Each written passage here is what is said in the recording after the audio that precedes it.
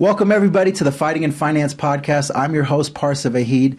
I am joined today by the one and only Jalin Turner and his coach, who just so happened to be my coach many, many years ago, Anthony Gonzalez. Gentlemen, thank you so much for being here. We've had quite an eventful past 24 hours, if I say so myself.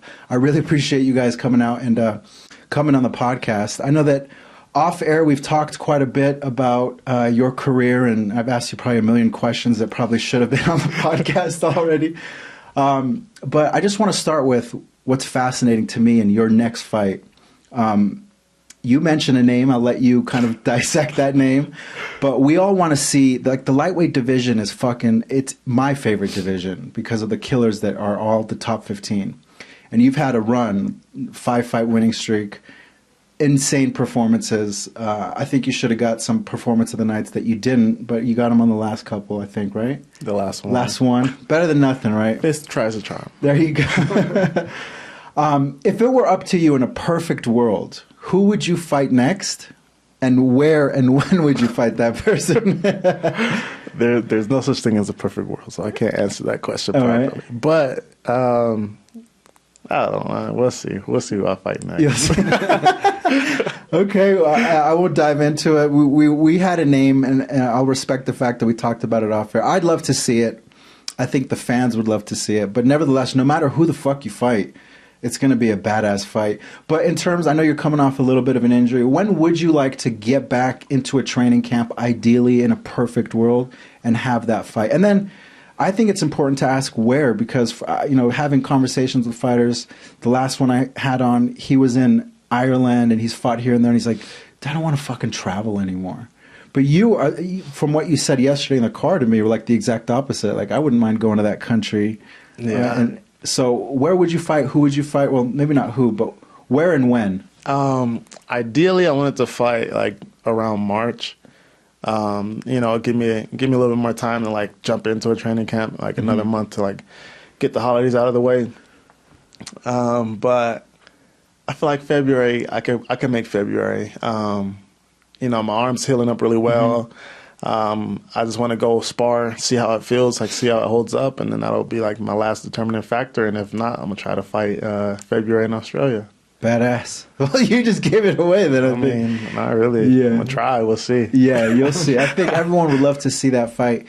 And, just being like a spectator and hanging out with you the past, whatever this has been, like almost full day, and having your coach right next to you, it's fascinating for me as a diehard fan to kind of see the conversation that we were having, and then you kind of checking in with your coach, like, what do you think of that fight? And then checking in with your other coach and having the blessings from all your coaches, like, this is a perfect situation, perfect matchup for you. How important is it to have people like Ant in your corner and your other coaches? It makes a world of a difference, because as much as it's not a team sport, it is a team sport. You have to have like people backing you, because they put in the work outside of the camp, or outside of the camp, in camp, and then in the octagon is where I have to showcase all the work they put in too. So it's a whole joint effort. So, I don't make a move or do anything until I get the okay from coach, cornerman, and then management of course. So yeah, for sure. And Ant, you people who don't know, Anthony Gonzalez, head striking coach and one of your head coaches as well, happened to be my coach for about a year when I was kind of really getting serious about thinking that I was we all know that was a stupid decision from my part. But I loved the way that you coach, because in my like limited journey of fighting, I had multiple coaches and they all were phenomenal. Like, the first person who ever coached me was just a buddy, and we were watching a UFC fight. Conor McGregor was fighting his Chad Mendes fight, and I fell in love with like the sport. And he was the type of guy who also was a huge fan, but so much so that he went to Muay Thai and learned Muay Thai for a few months, and like for the last 10 years prior to that was just training Muay Thai in his garage with his friends. And he's the one who actually taught me how to throw my first punch. We just went to the beach, and he had pads and hand wraps and all that stuff, and I would train with him for a few months. And then I had another coach who was a Bellator fighter at the time.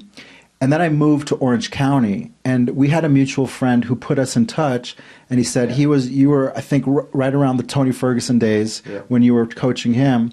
I was like, dude, that's badass. I would love to work with him. And like, For me personally, it was a fucking amazing situation because we hit it off right then and there. Our kids are 10 days apart. Like, I'm a year older than you. Yeah. And it was just a badass situation. So for me, had I not had you as such a good coach, I don't think I would have even like fallen in love with the sport the way that I did and like thinking that about even taking a fight. So I know how important it is to have a good coach, but you as a coach, like what are some of the things that you look for in your fighters, in your students? Like for example, when he's thinking of a fight with a opponent, what goes through your mind? What are you thinking of? And if you could bring the mic. Yeah, to. I think the first instinct on is when you see a fighter too, like, because I knew Jalin before we actually like started working together fully. Like, we'd have like pad sessions here and there, but he had another team that he was working with, and I fully respect it. So I'm never gonna step over somebody's toes and be like, "Hey, you should come train with me." Right. Where sometimes I do want to, but Yeah. it's just not. It that already starts a relationship on a bad foot. For sure. Being like, I'm here and I can take you to the next Yeah. step. It's like, and it's more of a mutual agreement between us that, hey, this is my role in your life and in your fight career, and this is what I could provide to you, and I'll show you through action rather than just talk about it. Sure. And for him, it was just like he's very keen on like having a vibe with somebody. Like if there's like we talked earlier, like you have to be able to tell like your coach anything and everything without them holding Yes. anything against you or anything like that. And it's not to say we never bump heads, but it's never more than like a split second where it's Of like, course. hey, I don't like that. It's my three favorite words, however many words it is. Yeah. It's like, I don't like that. And then it'll like, I'll like coach them or show them a technique in a certain way, but it's I don't know, we're like family. So it's Yes. it's like more than like a coach or anything like that. And then I don't take on a lot of fighters. Specifically for that reason, because I want to feel like those fighters have my time and they have that relationship with me because they do become like family. Sure. Because I'm missing a lot of like family time for them to succeed in their journey too. Of course. Yeah. Yeah, and as an outsider looking in and someone who's starting to understand the sport a little bit more, I look at situations like yours and a few other fighters I can point out to where you can tell that the coach-student or coach-athlete relationship carries over beyond the ring or beyond the cage, I should say.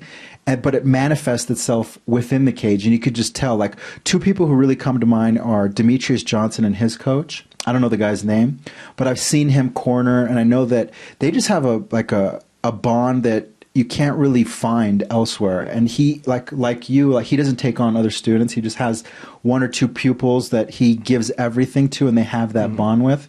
Another one is Sean O'Malley and Tim. Like, they've been boys for many years, and now, you know, that's like a badass relationship. Like, Tim will see certain things between rounds, and he could just say a couple words, and Sean will go out and do it and be victorious in taking those instructions. So I think that's like a portion of the sport that just, for whatever reason, it just gets often overlooked. Like, even in other sports, I think it gets often overlooked. We were just actually watching Iran and U.S. soccer right now, and you and I were talking about strategy and how important it is. And that kind of leads me to my next question I have for you, just in the fact that this sport is so fucking new, like 25 years old. If you take a look at any other sport that's big, over 100 years old, you know, like even the NFL, which is one of those more new sports, it's like been around since the 20s or 30s. So this sport being so new and you being one of the stars in it at 27, which is still very, very young, you haven't even reached close to your like athletic prime or mental prime. No offense, but like, you know what I mean? Like, what are you excited for in terms of seeing the next 10 years, maybe even longer if you plan to fight past that? So, me personally, I want to be done by like 33. I don't want to fight past that. I always like set that goal in mind, and I want to make sure I like see to it. So I'm already on the time clock, just from how I want to hold myself. And I feel like the sport's going to evolve. It's going to get gonna just skyrocket even more. It's gonna just get even more attention on it. For sure.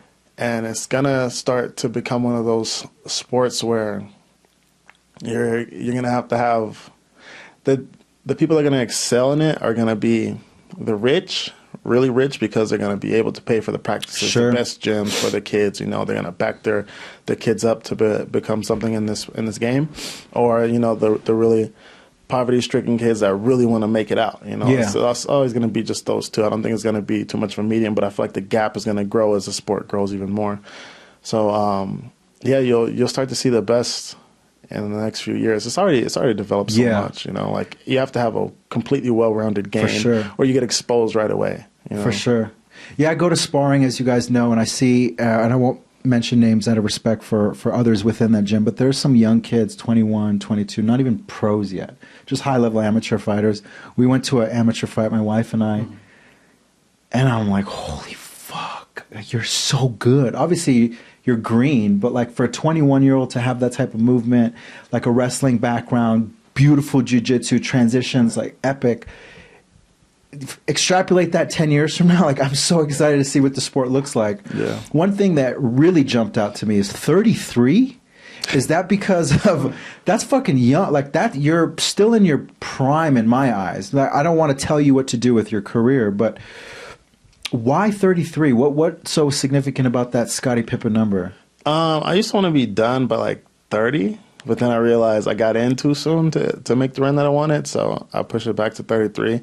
And just because, like, I don't want to just keep taking the damage, you know what I mean? I don't want to deal with the wear and tear. Sure. It also, like, gives me a little bit more of accountability to want to set, like, financial goals outside of fighting, to create, you know, a little bit more, like, financial freedom to achieve that in some way, shape, or form.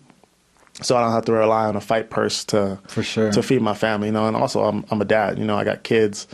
You know, I don't want to keep getting blows to the head and not be able to, like, read a bedtime story to my grandkids. Totally, you know what I mean? Like, cause like I like striking. You know, I'd rather stand and bang than try to grapple somebody the whole fight. So I'm taking the risk with my style alone. You know, I try not to get hit too much, but you know, it happens. It happens, right? So what do you? The previous fighter that I had, Dante, he mentioned that as well. He's 27, just like you, Bellator fighter.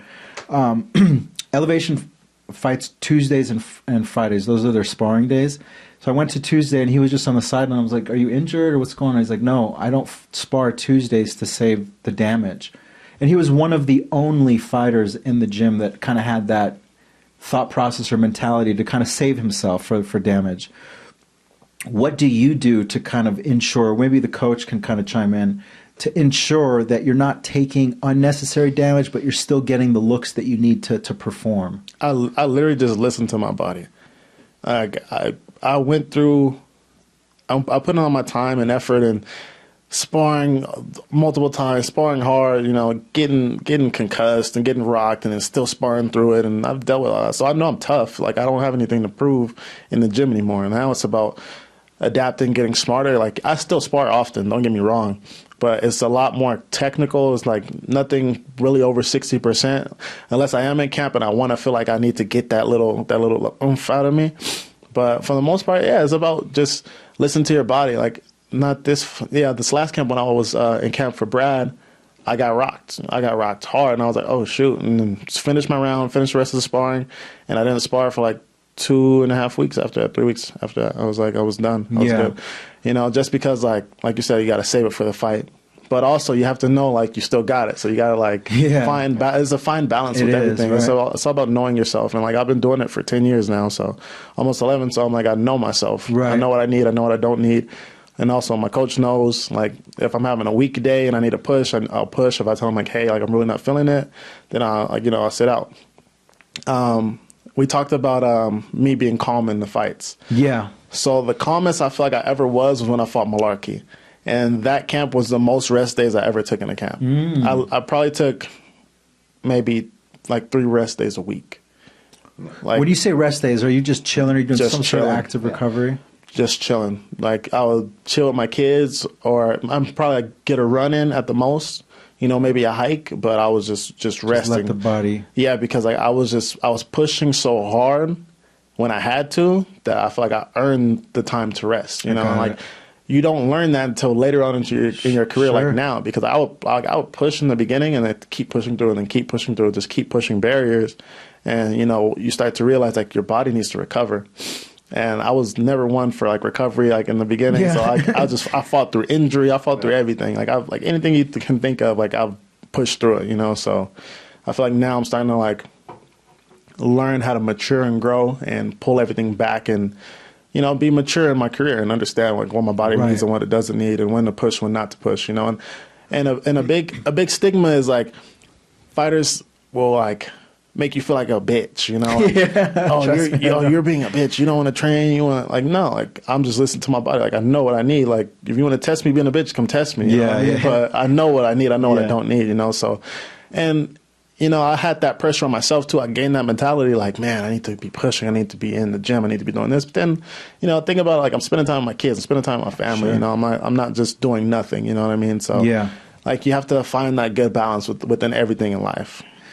And when you, well, maybe for both of you, when you guys sit down and structure a fight camp, like how detailed is it? I know, for example, Corey Sandhagen literally said, I love fight camp because I don't think about anything. I know where I'm going to be, what I'm going to be eating. It's very regimented. And for him, for whatever reason, it was peaceful. His mind was at peace during fight camp. I'm curious to know for you guys, A, how structured is it? What does that structure look like? And then are you also at peace, or is it the exact opposite where I would imagine like in fight camp I'd be stressed out, you know, 24/7? It's not that structured. Yeah. It's not structured? No, it's not that like, structured. Like he kind of just said, like when he needs the rest, like it's in us too, like the coaches too, to like myself and Ozzy, where we kind of know when he needs to be pushed a little bit, when it's more than I need a rest day.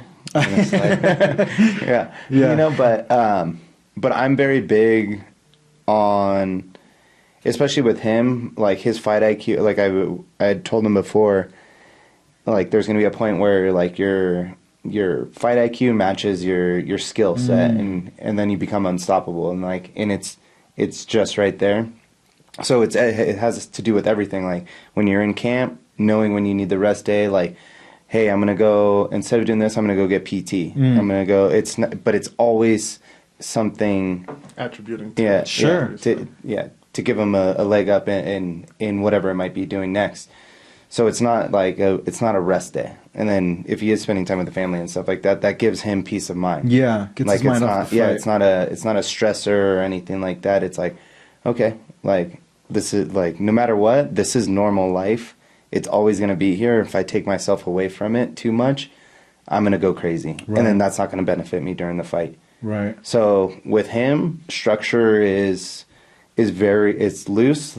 We know what days I know what days he can go to a place and spar, or if he's coming to see me, it's typically on a Monday, Wednesday, Friday, and then we get our work in there, and it could differ as to what we're going to do just by talking to him and seeing, like looking at him and being like, and like, or seeing him, watch him like move for 10 minutes and be like, okay, we're going to do this instead. Yeah. Like that's, and then that comes over years of just being together and knowing the type of person that he is too. So, but I have other fighters where like everything needs to be structured, where like I need to hold their hand consistently, and it's not a bad thing.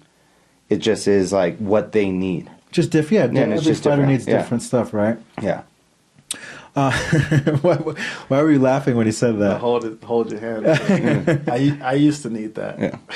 You did? Yeah. And I bring the mic to you. What changed that now you maybe don't need the hand holding as much? Just experience, years doing the same thing? I started holding myself more accountable for my own actions and career.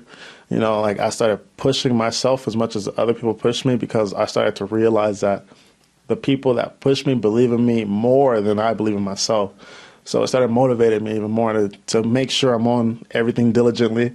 Like, before we came out here, coach was like, "Oh, you got to come out early so we can train." And I was like, all right. And then like, he didn't know, but I went and trained with my other coach. I did some strength and conditioning before, and he was like, "What time you coming out here?" I was like, "Oh, I'm about to leave right now." He's like, "So you're not training?" I was gonna tell him. I wasn't gonna tell him. I was like, I was like, no, I ended up working out with Choi. He's like, okay, good. As long as you got some work in. But he got so upset. I was looking at my phone because he didn't respond to me.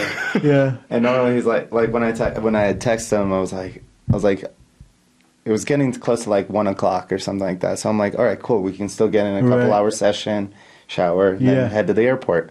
Won't be a problem.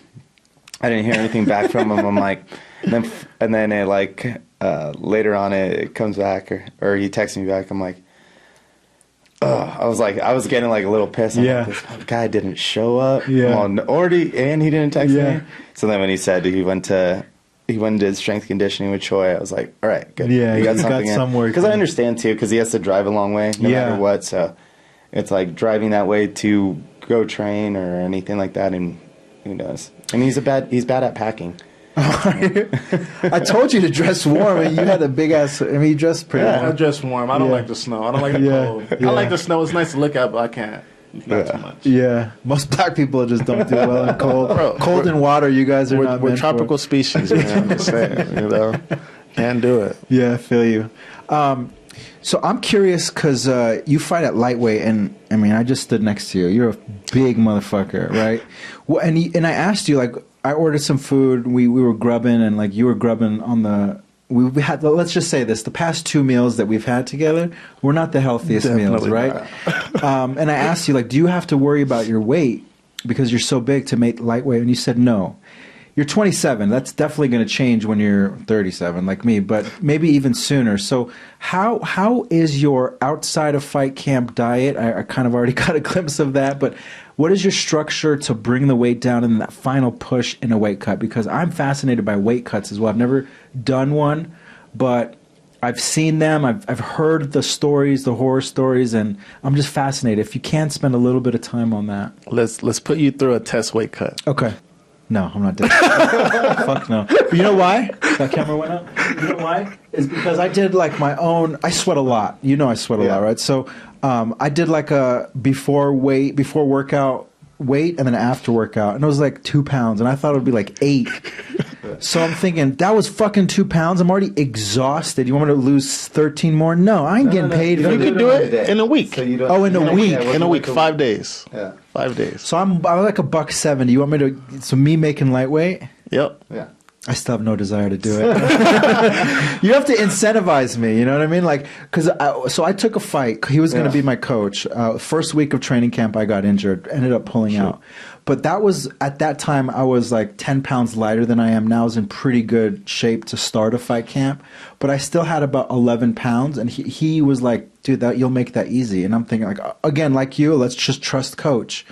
But I know you're not just 15 pounds right now. So definitely not. Yeah. So like, walk me through like fight week. This is what I assume. Like, correct me if I'm wrong. You enter fight week as lean as possible, just eating healthy. Then you got to really focus on cutting the weight. You got to decrease calories, and then water loading, which I don't know the science behind, but I assume it's just drink a shit ton of water for a couple days so that you can flush the remaining amount out that last weight cut. What am I missing? Like, and also, why is it so hard? Is it just you just have to sweat like a motherfucker, right? Is that what it is? Dude, okay. So you got everything right. Now, the hard part comes in fight week is limited portions of food to almost no food. Almost no sodium, no sugar. Like what's like on the Monday of fight? What does you guys get on a Monday? Typically, yeah. Okay. Yeah. What are your caloric intake look like? 500, 1,000, 1,500, 2,000? Shoot, I don't even know the numbers. You don't even know? Do you have like an idea? So with that, with him, we use the microphone. Yeah. With him, we use like all the assets we have, like with the UFC PI. Oh yeah, like the food. So their nutritionist so they dial him in with whatever he needs. I will never claim to be a nutritionist. Like, I just kind of go off of, like, the back of, like, what they do, too. So, like, I've used it with some of my other fighters and stuff like that, and it works. But, yeah, you're just limiting your calorie intake. You're definitely not you're doing low levels of sodium because you're not wanting water retention. And then yeah, then you start your water loading. What? On Mondays. It depends. Yeah. It depends on my weight. Yeah, but he's actually really good about drinking water himself. Like he'll be 3 gallons down. Yeah. Damn. Yeah. And like, damn, it's pretty impressive. Like, that's a lot of water, man. Yeah. That takes you all day all to day. just sip on some water. No, not all day. No. Probably like I could drink like half a gallon. I could drink like half a gallon before a session, and then the rest of the half after the session. Okay. And I could do that I just do that like 3 times throughout the day. Okay. And just start sweating and flushing everything out. But fight week, I get in. What do I get down to? 69, 70. 69. I tried it. I think the last one I got down like 67. Yeah, we fight did week. 67. 67 fight week. Was that easier? Was those extra 2 pounds coming in leaner much easier for the weight cut, or did it not make a difference? The end of the weight cut sucks no matter what. The last 5 pounds will kill you, like literally. But let me tell you where the suffering comes in from. So you're limiting all these calories, all your food, like literally, like my portions are maybe about this big. Okay. We got some big ass fingers, so this big. And the UFC they'll give me scrambled eggs, grilled chicken, and salmon. Okay. So I can eat all 3 of those, which always surprised me because when I first started cutting weight, I never ate that much ever. So I still don't finish it. I don't eat nowhere near that much. Okay. But I'm water loading, training, working it off. It's about getting the volume out at that point because I've pretty much depleted my body to the point that it needs to be. Right. And then you think about it. You're normally eating food. You're normally eating sugary sweets and goods. You know, like that's what you're used to. That's what you're accustomed to. That's what makes the weight cut so hard because your body literally craves that. Your body needs those to function properly. So you're taking all that away and you're depleting it of water. Like, yes, you drink a lot of water, but you're still dehydrating yourself at such a rapid pace. Like, it's like being in the damn Sahara Desert and then you got to go back into a sauna, you know, drinking water and then flushing it all out again. It's just a horrible situation. All your senses get heightened, like your smell, like your hearing. You kind of like get lightheaded like really easily.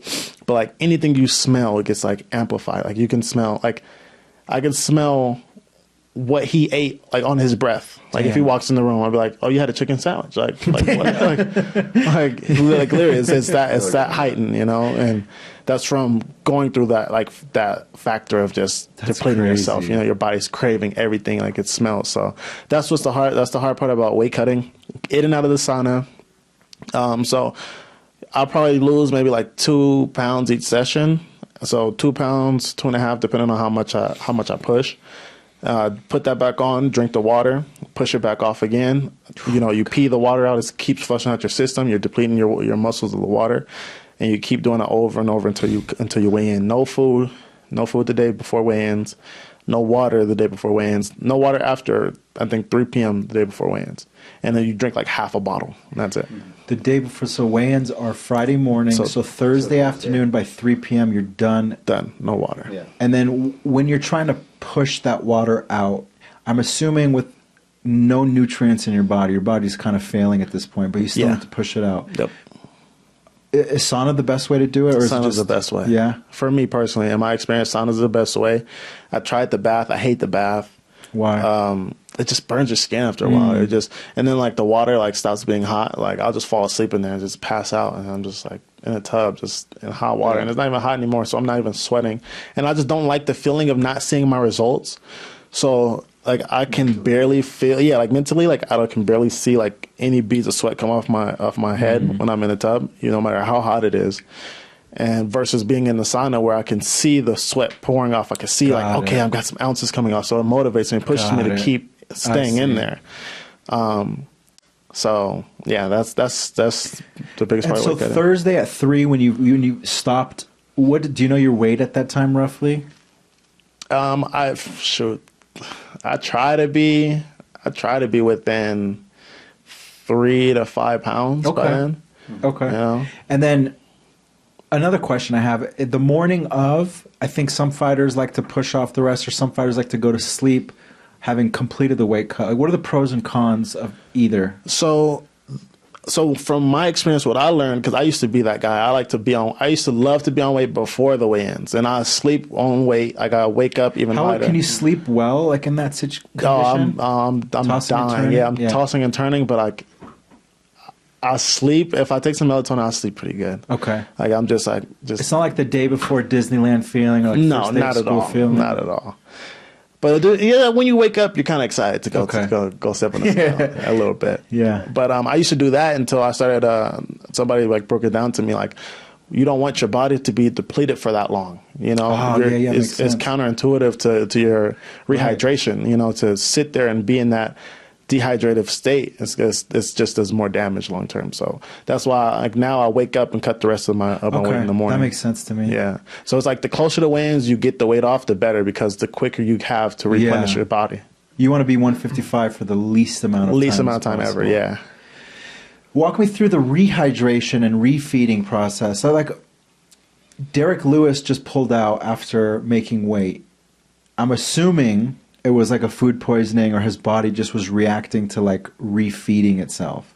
Do you have to be super strict, or can you have like a little something before, you know, like a good piece of McDonald's quarter bacon with cheese or something? So yeah. So when we first started working together, he was like very into the, I'm going to eat, I need a piece of pizza, I need this. No, trust me, it makes me feel good. I'm like, yeah, it does. It makes your taste buds feel good. Yeah. Like, it makes your endorphins run. Like, but you're going to fight on that stuff. Yeah. But now that, I mean, we have it a lot more dialed in. So we'll still, like, it's a good meal, but it's not like pizza. Yeah, it's not like super heavy. Like, it's just like a fueling meal. But right immediately after weigh-ins, he'll get like a lot of electrolytes and carbohydrates, so it'll just pump his system up. So you don't want to eat directly after. You can have like small nibbles of stuff, and then he's turned into not of a big eater until like probably like 3 hours after now. Until I got like a gallon in my system. Yeah, and he drinks a lot, and then he like, you see it like with other fighters, you see it like really not like take too much of effect on them within their drinking. With him, it looks like a sponge. It's just really? You just sucking all that up? Yeah, so he gets back up to like a good amount of weight while stepping in the cage. I'm like I think it might have been the last fight or the fight before, and like I pick him up. I'm like,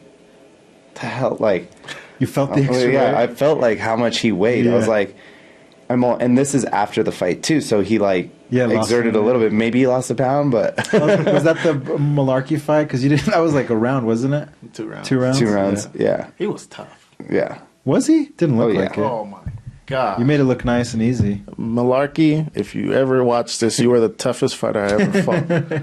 For sure. Really? Dude, I hit him so hard, man. Like a normal human would have broke down, like with half the shit I hit him with. Yeah. I was surprised. Like even coach was in the corner. We were like, man, he's tough. Like, yeah. Yeah. He had like the best poker face I could ever imagine going on, because like I know those shots, and I know like I've seen Jalin hit other people with those shots, and I'm like, and you just see him like continuously like coming forward, and then so I was like, I'm like, all right, we just when I sat him down, I'm like, all right, we just got to keep chipping away. He's tough, like he's getting in there, and then there was a moment where he threw a knee, and that was the first sign that Malarkey had ever shown that he was hurt. So I'm like, I yelled at him. I'm like, go for it. Yeah, because when a guy's hurt like that and he hasn't been showing it all fight, and knowing what he was throwing, then when he did show it, I was like, oh, he's hurt. Like you can't take any more. Like you just broke him. And you felt comfortable as a coach telling him to empty the tank. Yeah. As a fan watching that fight, I couldn't tell that he was that tough. Like I just thought maybe your shots weren't as like you didn't carry that much power. Sorry, because the shots were so clean. But to me, instead, it looked like a flawless performance almost, because you just looked like you were landing beautiful shots.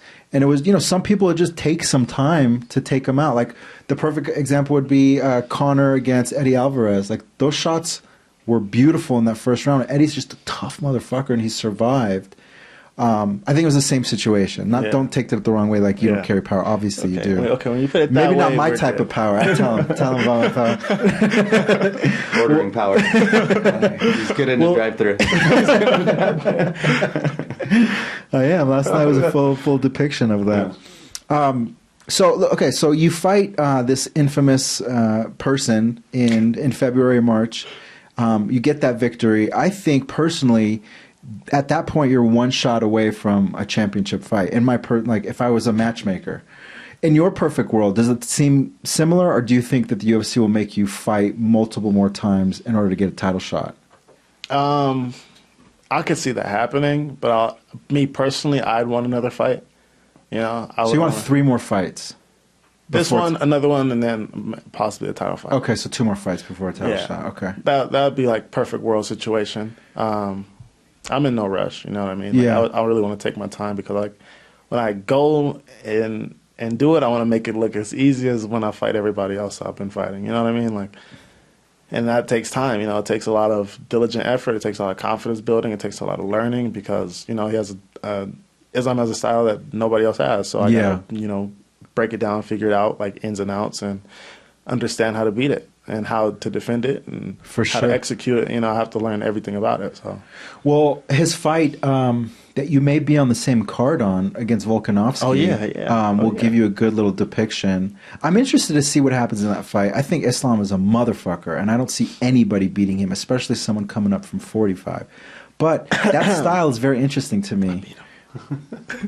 Yes, eventually. But right now, I'm saying I don't see Volkanovski beating him. I didn't see Oliveira beating him. I thought that was going to be a good fight, but I thought Islam, he's a motherfucker, right? So, what do you think of Volkanovski against him? And the styles you mentioned, you can kind of see styles making fights. What do you see in that? I think Volkanovski is going to give him a lot of trouble, a lot more trouble than people see, just because his stature and his in and out power. He can close the distance and get out of the distance really well, and I feel like that's going to play a big factor on the feet against Islam, which is he's really stationary in his striking. He's not really one for in and out movement or angles. He's just kind of forward. He wants to get you down to the ground right away, which will, ultimately be his way to victory once he does. It's not when it's not if it's when he takes him down. He takes him down, which is definitely going to happen, and then that's when the fight will more than likely get really interesting and Volk can get up, or it's just completely over. So that's my showcase of it. I still see Islam winning the fight, but I do definitely see Volk has a lot of chances to hurt him. And interesting. I agree with you that the footwork that Volk has, I think he's definitely quicker and he will be able to get in and out, but I think you would have a better opportunity because of your length. You like to get in and out beautifully as well, but you're how many inches taller than Alexander Volkanovski? You could fucking teep kick from 2 feet behind him, right? So, I understand that being short has its benefits, but overall in fighting, length is such a fucking attribute. And if you could take advantage of that distance, you're like the perfect build for lightweight. You really are. Yeah, outside of someone like me.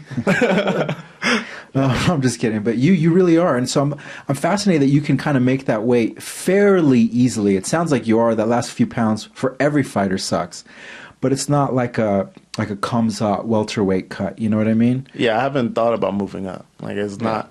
Everybody's like, you need to people see my frame and think I'm a huge guy. It's like I'm still fairly thin. My muscles are long. And not bulky, you're tall and long. Yeah, you're 6'3". You're probably the tallest lightweight, right? Yeah, there's like 2 others. I think that 6'3".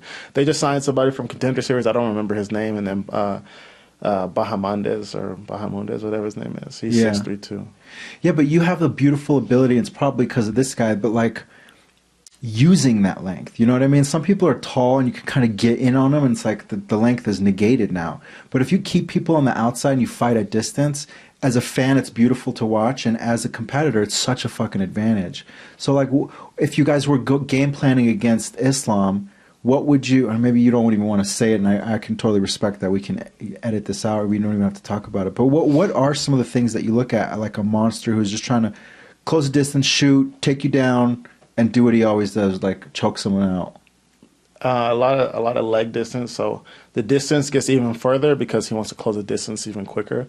So a lot more kicking maneuvers, a lot of kicks to the knees, not just Like an oblique kick, or yeah, just, more oblique to the body, more teep to the body. You know, not too much looping stuff, because if I miss, he, you know, is in on the hips. And a lot of knee. That's always that's my wrestler killer. Just I love those knees, man. Those knees up the middle for someone long. It's like, it really makes you think twice about shooting, right? If you see that. Yeah. And then in your camps, like I again, going back to like different fighters have different styles of camps. If you're fighting a wrestler like in Islam, do you bring in other wrestlers, or are you fine with just the people that you have within your training facility? It depends on the style. Generally, I'm good with the people that I have around me. I got a little bit of everything, but it just depends on the style of wrestler they are. Because I feel like my coach Ozzy can fine tune whatever game plan I need for whoever, like grappling wise, and you know, then Anthony like seals everything with like the striking entry and exits with like the grappling exchanges, and where we'd be exposed with what I normally do and how to fine tune that so there's no like gap or bridge that I have to worry about, like just doing things that I do naturally. You know, just exposing my natural game and just fine tuning certain things, because a lot of people get caught up in worrying about the other person's game when you have to worry about your own game. Also. Right.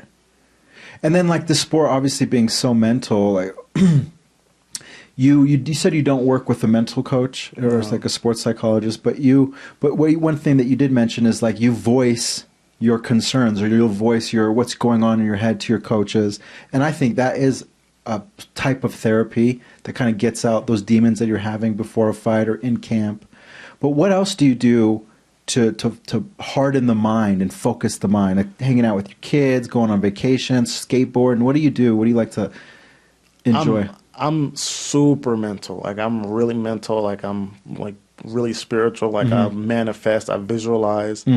Like I do all of that. Like, and I feel like that's amplifying my game so much more, on top of having the coaches that I have too. I think I was fighting Malarkey, right? Was it Malarkey? It was either Malarkey or Brad.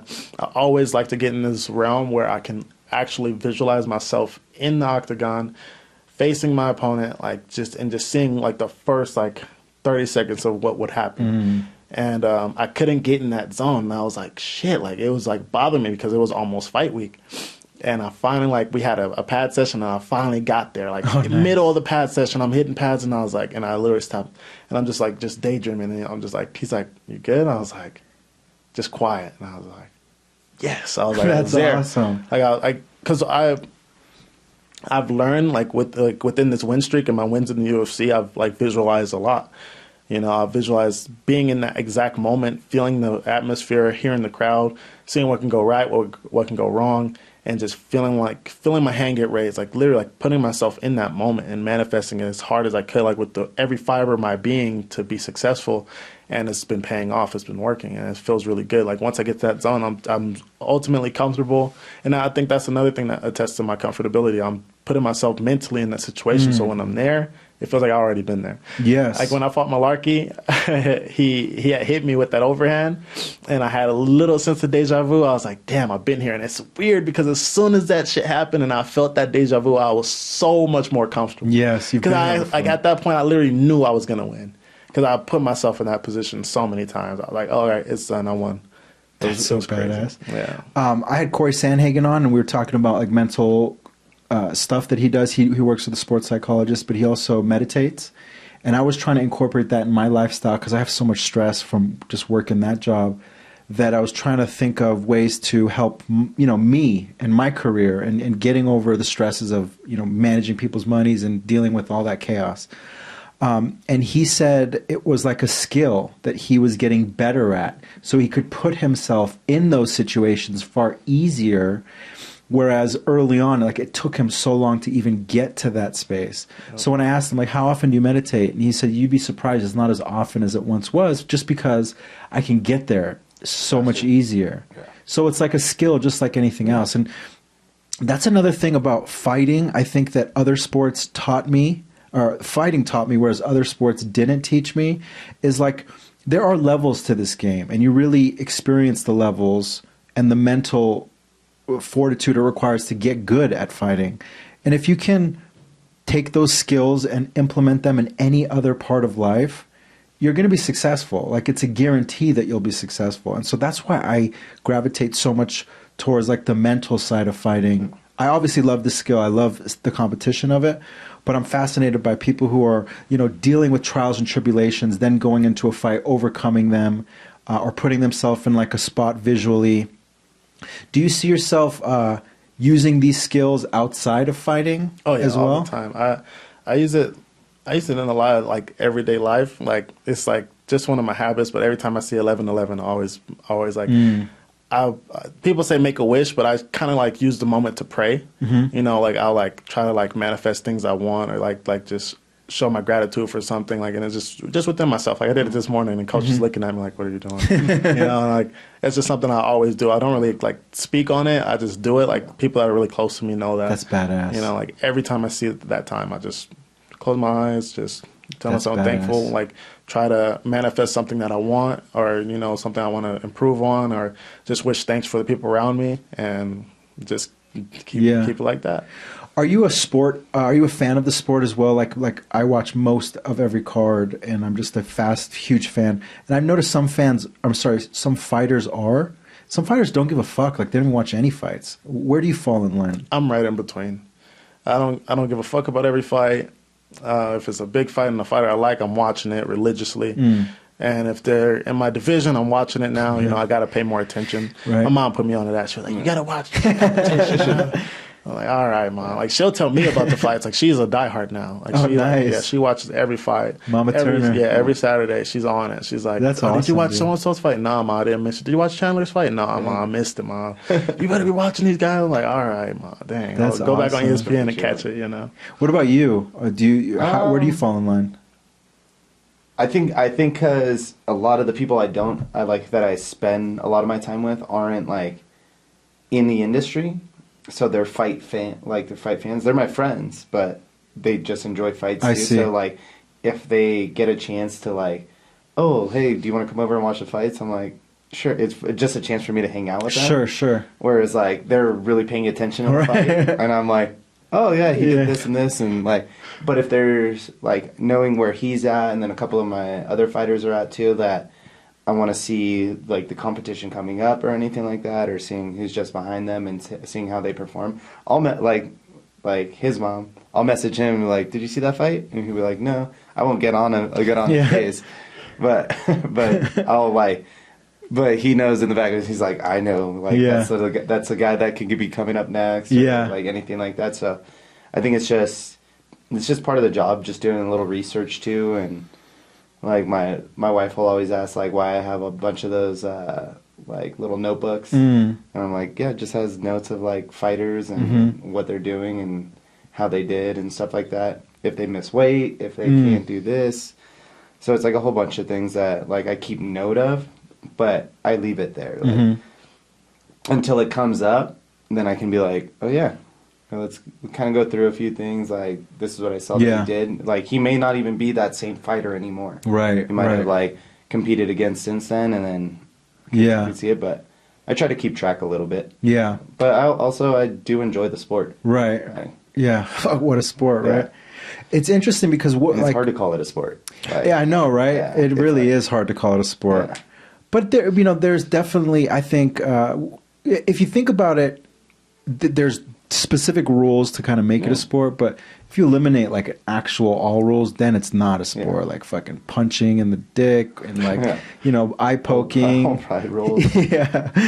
Soccer kicks to the head. Those still exist in Ryzen. It's crazy. Yeah, I don't know about that. Yeah, I'm all right. I like the sport. I like the rules that are implemented right now. Yeah. So you're in a special situation, like breaking through the top 10.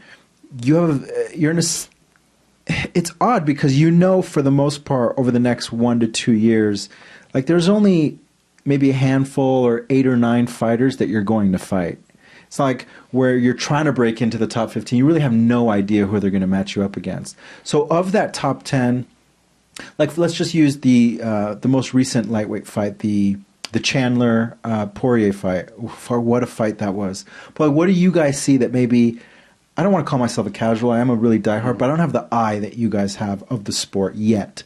So what are some of the things that maybe stood out to you outside of like these fucking just went to war? Yeah. You know, I didn't watch the fight. Oh, Jalin Turner! Come on, man.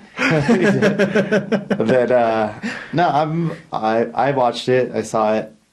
I see it more as those guys as more of an entertainment value, because they already had their chances. Yeah. They're not. Neither one of them, I would say, are title contenders. Like, they're not going to fight Islam. They had their shot. They're aging out. Like, unfortunately, this game is not kind to old age, as we've seen in the last few fights with like a Frankie or Tony and stuff like that. Yeah. And you just see it. You want to see them go out, but not like that. Yeah. But either way, I mean, they put on a show, and that's kind of what you look for in a fight. For them to carry the numbers that they have right now, I don't think it justifies taking that away from them, like their rankings. But also, it's like they have to know in their heart of hearts that they won't be at that top. They won't be chasing that title anymore. Just and I say that with all respect, they've already been there. They've already done it. They've achieved the highest accolades that they're going to in it. Agreed wholeheartedly. But they're still so fucking fun to watch. Yeah, I know. They can still bang, and I think too, since they're kind of on the same, they've been on the same path and been in the game for so long on their own, and that they get to do it. You know. Do you see yourself fighting one of those two potentially in the next couple fights? Hopefully. Which one would you prefer and why? Either. You're such a fighter, dude. You're such a fighter. The opposite of me, you know. That's what people don't understand about me. They're like, "Who do you want to fight? Call this guy out. Call that guy out." Me personally, just in the fiber of my being, I am a warrior. I don't care. I'm not here to pick and choose. I'll fight whoever you want me to fight at the end of the day. If you're going to pay me to do my job, I'm going to go try my best and do my job and succeed every time. You know, so it's no point in me trying to be like, oh, I want to fight this guy. Oh, I want to fight. In my mind, I plan on fighting all of these guys at some point in time. Right. You know, so it's who cares who's first? You know, who's next? But don't you think that there's value in being a little strategic and picking your opponents at certain... that's what coaches for. That's what managers for. I see. He's there to just get the job done. Got it. For me, I like to... The only time I really like to pick point and choose a fighter to fight is when I know it feels like it resonates in my soul that it's right to do it. I asked for Malarkey. I asked for Brad, but I was supposed to fight Malarkey 3 years ago. You know what I mean? So he's coming off of 2 wins. So I was like, perfect. Let me fight him. I'm on my win streak. Let's meet right there. And then Brad just made sense because he was in the top. You know, he's the top 15. I deserved a ranked opponent, so I fought a ranked opponent. Yeah. You know what I mean? So now I'm number 9. So it's I don't care who I fight at this point. You know, do I want to jump up and be in the rankings? Yeah. Do I want to fight somebody lower? Not really, but would I? Yeah. Let's do it. Just give me the experience. I'm there. You know what I mean? Whoever they want to match me up against, I'll do it. I've always showed up. You know what I mean? I fought Vicente Luque on a week's notice. You know what I mean? I really don't care. Yeah. You know? So, like I said, the only time I really choose a fighter is if I feel like it's right in my heart, in my soul, and it's time to go. Besides that, I really don't care. If they wanted me to fight Islam tomorrow and they pay me well, I'll do it. You know what I mean? Would it make sense? No. But me as a fighter, I will do it. You know, I'm not gonna be oh no, I can't fight that guy. So then maybe it's a question for Coach Ant. Would you be willing to answer the same question? For your fighter, who do you like to see him next? And if you don't feel comfortable saying that, by all means, just say that as well. There's no hard feelings here. I don't know, especially with Jalin, I know his abilities and his skill set. So it's not, and like how we were talking about before, his fight IQ has jumped up exponentially. So it's even without me having to tell him stuff, he'll come to me and be like, "Oh, I saw this, and this." And I was like, "Oh, all right." We literally just had the same kind of right now. It just happened right before this. Yeah. Oh, really? Yeah, we were watching potential opponents and he says something and I go, "Yeah, he does this," and he's like, "Yeah," and then he does, and so It snowballs into something like that. And then how it's more so his ability to expose people. So I don't like on my end I'll worry about a few couple dangerous things that maybe that we have to worry about, but it's not even a worry. It's just like something we have to cover. That we have to Sure. cover. It's like something we have to cover like in our movements or anything like that like he can get away with.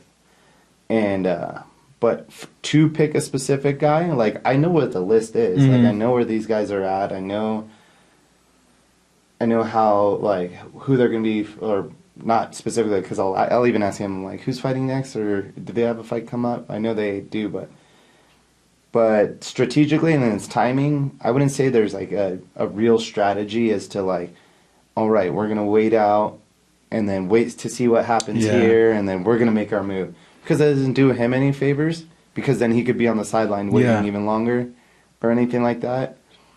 And then if like the UFC approaches us with like a fight, like we'll talk about it for maybe a day, or if it even needs that long, and then we'll just like look and be like, call the other coach, talk for a couple seconds, and be like, yeah, that's a good fight. Nice, and I'm like, yeah. it's not like a stressor. It's not like I've never once like hung up the phone with him when he's had a fight offer and been like, oh shit. I'm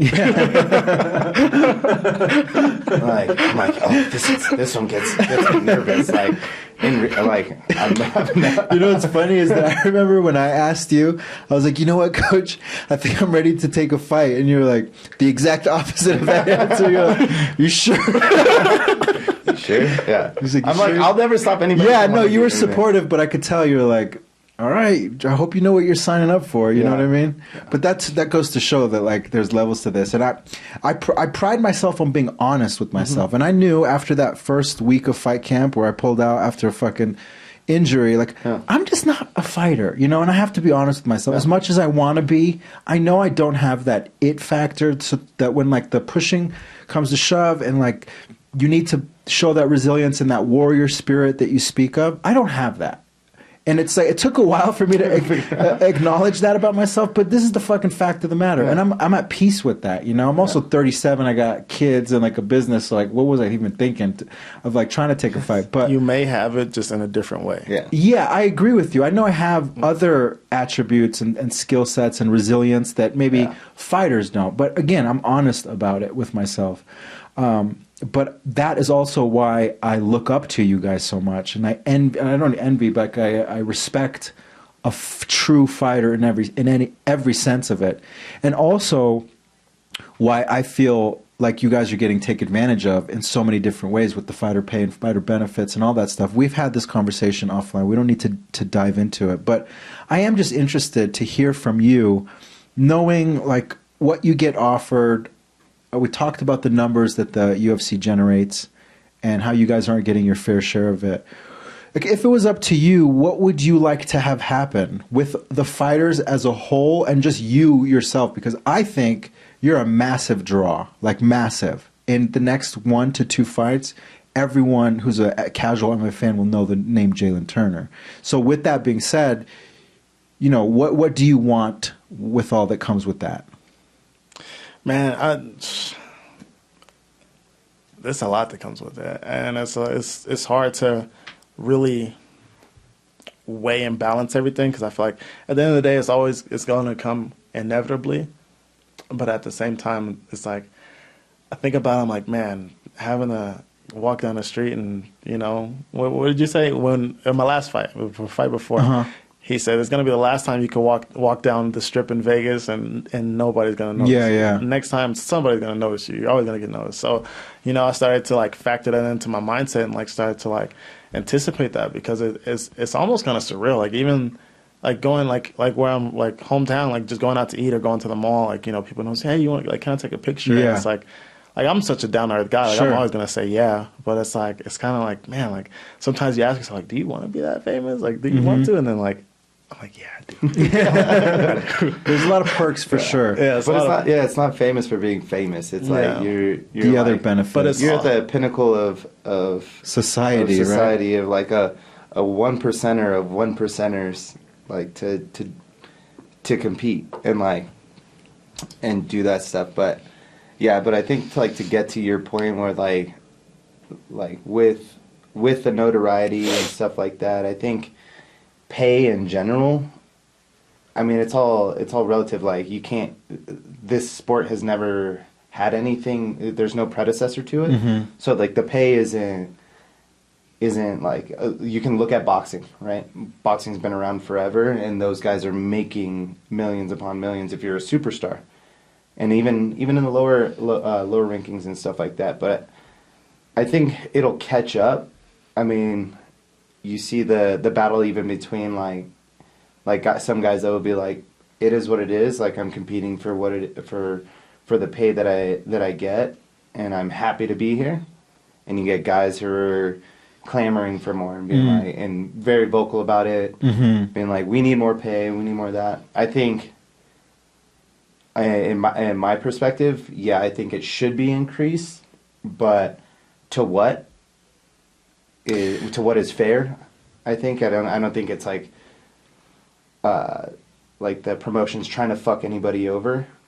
I think they're just trying to run their business, and they're making as much profit as they can. Of course. They're going to do that, and they're going to pay the fighters that bring money to the table more, and then that's their business model. Of course. So, and it's as a business owner, I look up to the UFC as a business, and I strive for my business to be as powerful and as resilient as it is, but also being someone who can dissect a balance sheet and taking a look at their growth and their revenue increasing year after year after year, while their costs have been decreasing year after year, while their payroll has stayed stagnant. It just rubs me the wrong way, knowing that something can be done about it. Now, we all are in agreement that inevitably, as the sport grows, fighter pay will grow as well. But I think that there's a lot that can be done, and I'm hopeful within the next year, maybe 18 months, we have these conversations and we bring to light what we've been working on, so that it doesn't take the 10 or 15 years, and instead it only takes the 2 or 3 years for there to be more balance. Because if you just compare it to any other major sport, it's foolish what the fighters get in comparison of percentage of revenue. And that's what it should be really focused on, is just percentage of revenue. 17.5 versus 50. That's not fair. It should be, if you want to start the negotiation, let's at least meet in the middle. So instead of 17.5, let's have it 35%, right? That's still double your guys' pay. And that's still not fair. So imagine, you don't even have to tell me what your fight purse is. Just double that. And I think that's not even still fair. So if fighters realized that their value was in large numbers, and instead of, we had this conversation offline, but when I was trying to strategize as to how to get this thing rolling, I went through multiple different avenues. It's like a coach game planning for a fight. And so first thing I was thinking is, like, because we got Kamaru and we got Justin Gaethje here, like pretty big names in the sport, and I see them. So I was like, maybe let me just talk to them, get them on board. But then I was thinking, no, these motherfuckers have made their money. They have no desire to try to help the up-and-coming fighter, like that 21-year-old that I talked about at the gym. Like, I'm hoping that when his time comes, that the percentage will be better. So instead of those 1 or 2 big-name fighters, let me get the word out. Let me explain to the fighters, here are the numbers. Here's what you guys can do. Band together. It doesn't have to be a strike, but it could be an association. Within the association, there are going to be certain benefits. And you go up against the UFC as a team, like as a band of fighters. And I think the number is about 30 to 40% of the roster. Doesn't have to be 70 to 80%. But if you can get 30 to 40% to band together to realize their value, that's still a significant enough portion of the roster where the UFC will now have to come to the negotiating table. Because right now, like your boy Luke, who went on and was talking about fighter pay and all that stuff, he's just one guy. They don't give a fuck about one guy, especially one guy who's on his way out. But if 30 or 40% of the roster starts talking about this, we get the word out, notoriety, put a little bit of marketing behind it, it'll happen. It's inevitable. And it has happened in sports like tennis and golf, where it's the same structure, but because they're so much farther ahead of you guys in terms of length of being around, it's already been happening. So I've seen the precedent, as you mentioned, or the footprint, or the blueprint, I should say. And I'll do whatever I can to help you guys out. But unless the fighters want to help themselves, there's only so much people like me can do. You know what I mean? Yeah, I think that's where you're probably gonna have like the most hiccup too, is like the most like fight back is like actually getting like a group of people, 100%. Violent individuals who have probably, I mean, granted they might have wrestled in college or went to college, done anything like that, but they're in a sport where you get punched in the head, and like they're more concerned about whether like in the moment, they're living in the moment type of deal. Where they like that paycheck is great to them, but they might have had nothing before. Yeah. Like you look at any wrestler, collegiate wrestler, anything like that, dude, they've been cutting weight in saunas with dudes for 10, 15 years. Money's never been like a thing. Understood. To them. So or like you come from an impoverished area, money's never been like a thing like. And then fighting was their way to get out. Like, one, they're getting exposure to different walks of life. They're traveling. They're doing stuff that they never thought they would do in their life before. So explaining to them and like, hey, you deserve more. They're like, but I'm good. I totally get it. I totally get it. And I can't. I've spoken to now I think 10 fighters, and prior to having these conversations with 10 fighters, I didn't know these things. I know that now. Yeah. It still doesn't change the fact that I look at it from my perspective, which is the market dictates all these things. It's not the fact that, the last fighter I had on, he said, it's a sport full of degenerates, right? Like, so no offense to you, but he was saying this himself. And he was saying like, it's hard to get these people to realize their own value. And that is a major hurdle that I think we will have to overcome. Yeah. But I'm hopeful that if I can show in a nice presentation, like here are the numbers. Take a look at the numbers. Yeah. The market has spoken. There's this much revenue being generated by MMA as a whole. And you guys are only getting this much of it. Do you want more? Because you guys can get more. If you don't want more, fuck it. Be happy with what you have. Yeah. The UFC is paying you guys what they think. And it is what it is. That first conversation that I had with that Jeff Boris guy, that's what he told me. He said, don't waste your fucking time. Yeah. The fighters don't want it. I see that a lot. Yeah. Luckily, I'm a persistent motherfucker, and I'll keep trying until they either say, you know what, Parsa, thank you, but get the fuck out of here. We don't need you. Just go back to watching your fights. Or they'll be like, you know what, Parsa has a point here. Yeah. Like, he's got a very valid point. Let's talk about this. And I'm hoping that you go back to, Ruka, and you have a casual conversation with one of your buddies, and the other 10 fighters that I had on have those same conversations, and then slowly... Again, it's going to take time, but it's going to be people like me and the Jake Pauls of the world and people who are shining a light on this issue, and Luke, and it's going to happen. Yeah. Our hope is that it just happens faster than it would without. Just speeding it up a little bit, right? Yeah, and I think that's fair too. It's just. It's like an endeavor that you're gonna like bang your head up against the wall a few times. I know. Trust me, man. I'm spending a shit ton of time and money on this stuff. Luckily, I love it, so I don't mind it. Yeah. But like any other person in their right mind wouldn't fucking. This is ridiculous. You know? And it makes sense. Like I understand what you're saying, and it makes complete sense. But like I said, I get paid to fight. Yeah. UFC pays the best, and pretty much, this is a fighter's mindset. Like, because I completely agree with what you're saying, and me personally, it's more like damn, like if I go against this, I could lose my job. Yeah. If I go with that's where the hard part comes in. I totally get that, and that's something that we have to think about when we're strategizing. And I think of this as like the game plan of a fight. We have to think of all the variables, all the potential detrimental components that would come to a fighter. Like one thing that I talked about the National Labor Board and creating the association is making sure that whoever signs on has full confidentiality. We've already baked that in. So that's a certain component. So we got to keep this off camera then. Well, the only way to get the word out is to be on camera, unfortunately. So I also respect fighters who are under contract, and like I never want to push you to say anything that you don't want to say. but I don't think there's anything wrong with you at least sitting in the same room as me as I scream and fucking shout it, you know? Yeah, no, that's fine. I'm cool with that. Yeah. So we'll get there. Nevertheless, I respect the UFC. I think Dana, Lorenzo, the Fertitta brothers, like, I envy them as business owners. Like, I envy you as a fighter. I know I could never do that. I think I have the skills to be a really good business owner. May not have the wealth that they've accumulated, but I'll do my best to build a good business. You know what I mean? So that stuff's fascinating to me.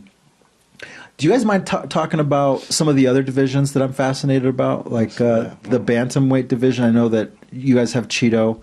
And I want to tell the camera this Cheeto story because I think it's a fucking 1 in a million, like how your coaches have the same birthday 1 in a million type thing.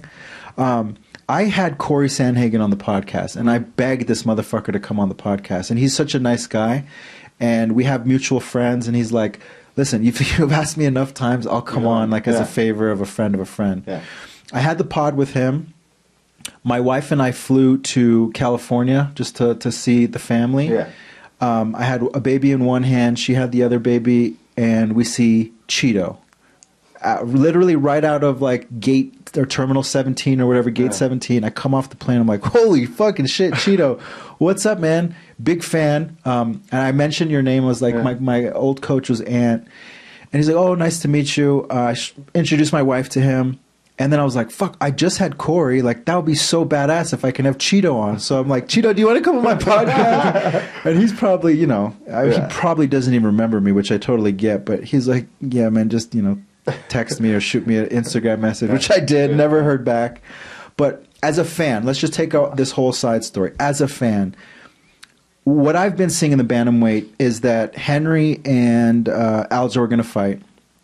The winner of that is going to fight Sean. Yeah. That's what I've been told. I don't know if it's true, but that leaves 2 fighters and maybe Merab, Corey, Cheeto, and Merab kind of at the outskirts. Yeah. I would love to see a Corey versus Cheeto fight.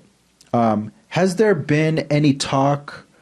I don't know if you guys want to talk on your boy's behalf, but like, I'll just say it's like in that division, it's like a tough division. So you're looking at the guys who are just willing to compete right now, and everybody's like touching, like has one finger on the fucking belt. Yeah. So if Cejudo comes back in, he's definitely going to get a title shot because he's 2 division champ, Olympic gold medalist. He lost to arguably like the GOAT in my opinion, Demetrius. Yeah, that's the only guy that he like really like put him away. And then seeing Corey, like his performances just like skyrocket. Cheeto doing extremely well, like on a good run. So I don't know. You could see guys wait to see if they're next in line for a opportunity, and then if O'Malley's like literally has his hand on the belt and he's fighting next for it after Cejudo and Aljo, then it kind of leaves everything in limbo. But. Yeah, it should be interesting because if we were to like take a look at the timeline on that, so that would be a March fight between the champ, assuming no major damage is taken. Then the next card that I would assume they would want to put him on is like a July International Fight Week. That's like the shortest time frame, which means if Corey or Cheeto would want to wait that out, that would put them to like the end of next year. And I'm not sure. That's a long time to not fight. So I'm assuming they'll definitely fight before. They're going to fight before that. So don't you guys think? And I know it's your boy, and it's probably I'm putting you in a tough spot, but don't you think that fight makes the most sense? Yeah. Corey versus Cheeto. Yeah. I would love to see that. I would love to actually see if I can get Cheeto on the podcast, even though it would be a Zoom. I know he doesn't like to leave his house, but Cheeto, come on, por favor, amigo, para mí. If I can get you on the podcast, I would really appreciate it. Who else in that division do you think I may be overlooking? I know we have is Merab. Merab, but he's not going to ever fight Aljo, so Aljo would have to go up. I think if Aljo lost the title, then he would that makes continue sense. To push through. But I don't know. It's just that's like probably one of the most liveliest divisions right now. Yeah. Like where there is no guy like making their way out of that division. Right. It's all guys contending. Yeah, that's a good way to put it. Yeah, Like it's all guys contending. behind your division, that's my favorite. And I think that's because I'm a smaller guy. Like I think that would have been my weight division, and like the psychology behind that. I'm always gravitated towards those motherfucking bantamweights. I'm so excited to see that fight that Cheeto had versus Dom was badass too. How he set that left kick up, and again going back to corners, Perillo, like he called that, didn't he? He said like just feint and throw that motherfucking kick, and that's exactly what he did. That's coaching, in my opinion. That's coaching and being a good student and listening to your coach. It was magical to see. Tough way for Dom to kind of end it. You know, we all know he's on the latter part of his career. It's tough to see that. Like the Frankie fights, I remember watching that third knockout, and I was like almost nauseous and upset for him.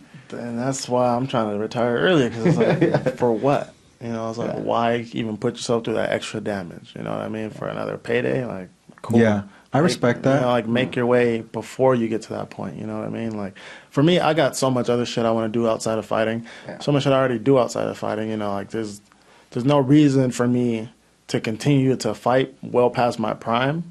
And, like, you know, even, like, after I get a belt. You know what I mean? Like, that's... Yeah. Like, that's, it'll be interesting to sit down with you at 33 and see if you still have this same... this outlook, because by then you're going to be very likely a world champion. You're going to be getting big money fights. Your skills are going to be top tier, and that competitive spirit will still be there. It's always tough to say goodbye, you know. But if you have this strong thought process, you know, I wouldn't be shocked. Like Khabib walked away, you know, fairly early. I think as it's well. also like who you have around you, like at that time too, because you'll. With fame or anything like that, or notoriety, like comes like you become like a little gravitational ball. So like you'll start getting like these little pings off of you. Like, and people are like, hey, what about this? What about that? See. He's pretty good about insulating himself. So he has his like things that he does too, like the dog training. Oh yeah, I see that. That's like, badass. Dude, and it's like he loves dogs. You do a Chris Sykes. Yeah. So him and Chris have like started a little project where they train dogs, and he has 2 of them that are beasts. Yeah, I've seen those. They're crazy. But tell me a little bit about that stuff. I just love the animals like my whole life, but I've always been into dogs, you know.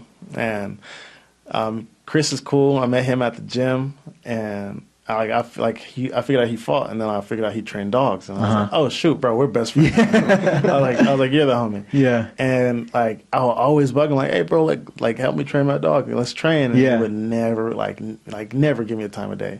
So I figured out where he lived, and I was like, all right, bro, like, I'm just showing up. So I just kept showing up at his place, like, what's up, dog? Yeah. Like at his gate, he'd be like, what the fuck? Yeah. Like, what are you doing here? Like, and after that, like, he just couldn't get rid of me. We just became cool. So I think it was maybe like 4, almost 5 years ago, I was like, bro, take me serious. Like, I want to learn how to train dogs. He's like, for sure? He's like, you for real? He was like, come here at 6 in the morning. I was like, all right. I came at 6 in the morning every day for like months. Before camp, like before going out to Aruka, like I would just be out there 6 in the morning and training dogs with him, just learning how to train dogs. That's cool. And I just had like a little passion for it, and yeah, it just became like a little hobby. That's awesome. Tyson Fury was just on a Ariel Helwani show, and he spoke about how fucked up he is because he doesn't have anything other than fighting. Yeah. Like he doesn't have a passion like yours, and that's why he always, like, he'll say he's retired, spend some time with his family, and then he'll be like, I go into this weird funk, you know? So I think it's so important that fighters take what you're saying, and it doesn't have to be training dogs, it could be whatever you're passionate about. Make sure that you have a game plan after your fighting career, whether it's coaching or opening up a gym or investing, whatever the fuck it is. But people kind of, some athletes I've noticed get so tied to their athleticism that an injury that derails their career that they weren't prepared for, like, really puts them in a deep depression, and it's sad to see. So I'm so happy to hear that you've got these other passions outside of training dogs. What else are you into? Shoot, I still skateboard a little bit here and there. Sure, I can't even think. Honestly, it's just the dog. Do you want tarantulas a little bit here and there, you know? Like, I love animals. Like, that's like something I like to do. I like helping people. I I would definitely think about coaching when I'm done. Oh, nice. Like, okay. there's like no doubt in my mind. Like, oh, nice. but I'd only coach fighters. I can't coach like little kids. Like I want to coach fighters. Like people that want to like take the knowledge I give them and do something with it. You know what I mean? So I feel like I'm actually passing on like a torch. You know what I mean? Like there's guys like I work with now. Like every now and again, like they come in and like I just always like give them like little words of advice and like they take it, they run with it, and they apply it, and they do really well. So I feel like I'll have like a natural talent there too. But like honestly, like anything I put my mind to, I always excel in. Like this, I've never had an issue with that. You know, like. If I put my mind on something, it's game time. I'm on. I'm going to learn as best as I can. I'm going to do it. I'm going to apply it. You know what I mean? I'm going to sit there and be a student of the game. Nice. Do you want to make a business out of the dog training thing? No. No? For me personally, no. Like that's if I did like the breeding thing, but I've kind of strayed away from wanting to breed dogs, like just because like there's so many other dogs right out there. Not even because of that. It's just because the world's too soft. Too soft? What do you mean? Like when it comes to dogs, like everybody's so soft and sensitive about dogs. You know what I mean? Like because I have working dogs, so they have a task to do. I see. You know, like a service dog has a task to do, or you know, a seeing eye dog has a task to do. Like people don't understand. Like okay, like I want my dogs to do protection training, like sport training. You know, I want them to be able to bite on command, out on command, listen to me when I ask them to, like take them places, have them be under control. And like they just don't get that, and not a lot of people want a dog like that. They do, but they don't want to put the time in for it, and that's what I would want to breed for if I breed dogs. And there's not a lot of people for me to. There's not a big market for it. I think I know nothing about this, but I think that no matter what it is, even if the market is super small, if you can find the passion, which you obviously already have, you can make money doing it. It just takes the business acumen to kind of make sure that you can corner that market, no matter how small it is. Because if a market is super small, but you've cornered it, you're still going to be a multimillionaire. There's enough money in this world in small markets. So don't ever think that there's no money in a small market kind of occupation, especially if you're one of the best, and if you've got that name Jalin Turner, you're building your name in the platform. Like you can do anything business-wise that you want with that. That's just my two cents. Don't ever sell yourself short on that. On that note, thank you so much, gentlemen. I know you guys came out from California. I really do appreciate it. Thank you for being on. I'd love to have you on. I'll come out to you guys next time. Yeah, because I got to get away from the snow, bro. But good to see you, my brother. Thank you so much. Thanks, Jalin. Appreciate it. Boom.